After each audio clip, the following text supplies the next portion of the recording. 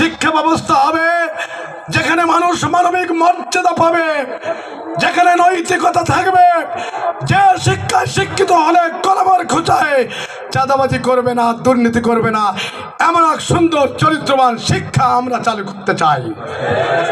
বেকারদের কর্মসংস্থান হবে, আমরা বেকারদের কর্মসংস্থানের ব্যবস্থা করব।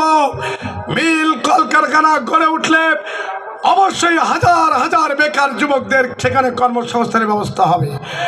আমরা ক্ষমতায় গেলে শিশু এবং বৃদ্ধদের ফ্রি চিকিৎসার ব্যবস্থা করে দেব। আমরা ছাত্রছাত্রীদের ফ্রি লেখাপড়া করার ব্যবস্থা করে দেব। আমরা এই বাংলাদেশটাকে অবশ্যই সবার হাতকে কর্মক্ষম করে গড়ে তুলে এই দেশকে একটি সমৃদ্ধিশালী বাংলাদেশ গড়ে তুলব, যেখানে দেউলিয়া কেউ হবে না, বহির্বিশ্ব তাকিয়ে থাকবে, সবাই ইনভেস্ট করতে চাইবে।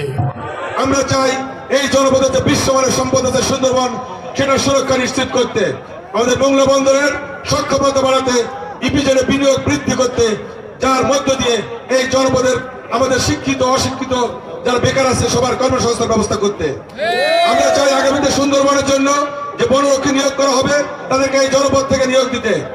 আমরা চাই এই জনপদের প্রত্যেকটা তরুণ তরুণীদের জন্য কর্মসংস্থান ব্যবস্থা করতে। আমরা চাই এই জনপদে কম্পিউটার প্রশিক্ষণের মাধ্যমে, আউটসোর্সিং এর মাধ্যমে আমাদের জনপদকে সাজিয়ে ফেলতে, যাতে আমাদের তরুণ তরুণীরা বাড়িতে বসে ইনকাম করতে পারে। আমাদের জনপদ এখন মাদকের সয়লাভ হচ্ছে, আগামীতে বিএনপি দেশ পরিচালনার দায়িত্ব পেলে আমরা শতভাগ মাদক নির্মূল করবো ইনশাল্লাহ। কোন মাদকাসক্ত থাকবে না। আমরা চাই আমাদের ছেলেরা বিকেলে খেলার মাঠে আসবে, তারা সুস্থ দেহ নিয়ে তারা সুন্দরভাবে তারা পড়ালেখা করে তাদের কর্মজীবনে তারা চলে যাবে।